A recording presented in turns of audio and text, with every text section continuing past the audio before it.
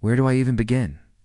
I guess you could say this all started the day I realized the world doesn't care about your dreams, back in the mid-2000s. I was a young, ambitious tech graduate, full of hope, chasing a career that had been promised to me. But when the 2008 financial crisis hit, those promises vanished faster than the ink could dry. No scholarships, no job offers. Nothing. What followed were years of grinding misery. Dead-end jobs, getting fired because some company had to make cuts. Saving money just to burn it all, trying to survive between gigs. Time passed. Technology moved on. I couldn't afford to keep up, and so I snapped. I gave up on tech and looked to my late father's trade. Welding. Fate or dumb luck stepped in. A state-sponsored program opened up, letting me train for free. I took it. Within days of finishing, I got my first real offer, a traveling field welder working across Europe. That's where I met him, Rat Boss. Or as I called him then, just Boss. Back then, he wasn't a rat. Not yet. He ran a small crew, 6 men. We worked hard, dawn till dusk, weeks away from home. But man, those were good days.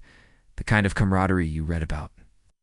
Brotherhood forged in steel and sweat, and Rat Boss. He was the best boss I'd ever known. One time, he took out a loan with brutal interest, just to make sure we all got paid on time after a financial hiccup. He bled for us. But here's the thing about people. Sometimes, they change. By year 7, the brotherhood crumbled. Guys left. To be with their families. Even Rat Boss stopped traveling. He made me foreman and sent me whatever half-baked workers he could scrape up. At first it was fine. Jobs got done. Pay came in. Life moved on. Then the pandemic hit. Suddenly no one wanted to work abroad. The only guys willing were the kind you wouldn't trust to hold your toolbox drunks. Addicts, washed-up losers with nowhere else to go. And yet I kept things running. I made sure the work was done, signed off, and invoices sent.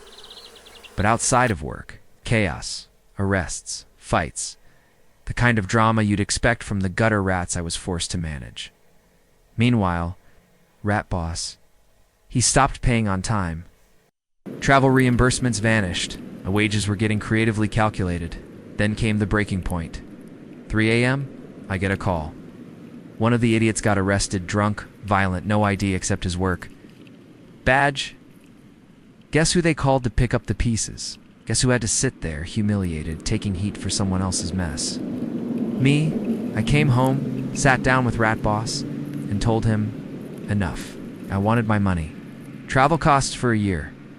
Thousands of miles, unpaid. Thousands of dollars missing. He gave me this sad little apology. Said his wife controlled the money now. Said he'd fix it. Just stay on a few more months. Minimum wage. Until he got a proper crew together like an idiot, I said yes. 7 years. I trusted him. I gave him until September to pay half what he owed. I needed it for repairs on my home. Promised. Smiled and lied through his teeth. Weeks passed. Paycheck came late. My gut told me, he's setting me up.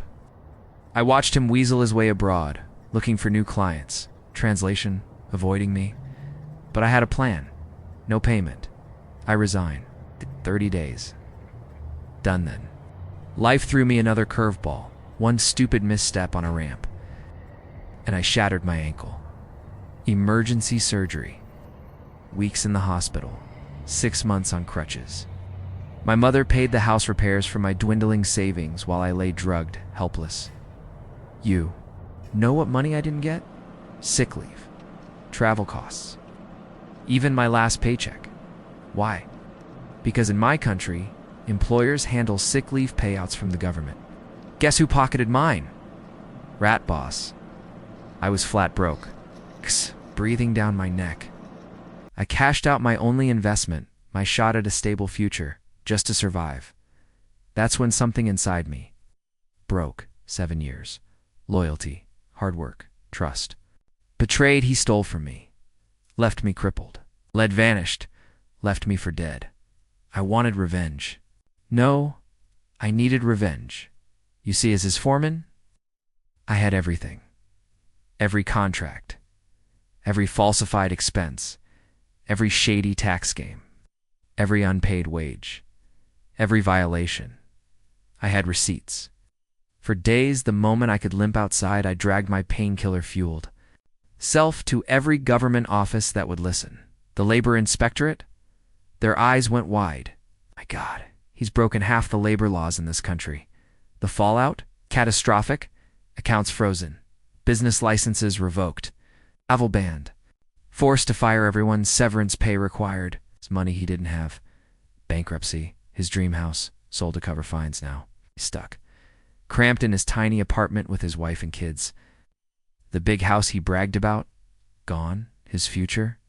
Ruined when the government's hammer came down. He called me, screaming, swearing. How could you do this to me? I told him. 7 years and you left me to rot. Lied to my face. Betrayed a friend. You're a rat. We're done. Send all future communication through legal channels. Click dot. I claimed what I could through his bankruptcy. Barely a month's sick leave. Nothing close to what he owed me. But that's fine. I can live with that. Because he got tenfold. What he deserved, no eye for an eye, no tooth for a tooth. I took his whole damn head. And now when he dreams, it's not of a mansion or wealth or comfort. It's of maybe, just maybe, clawing his way back up to rock bottom. I walk slowly, painfully, but I walk free. He's buried beneath the weight of his own betrayal. Some people will tell you revenge is pointless. But sometimes, karma just needs a little push. And when someone takes advantage of your loyalty, sometimes the most satisfying thing you can do is make sure they can never do it to anyone else again.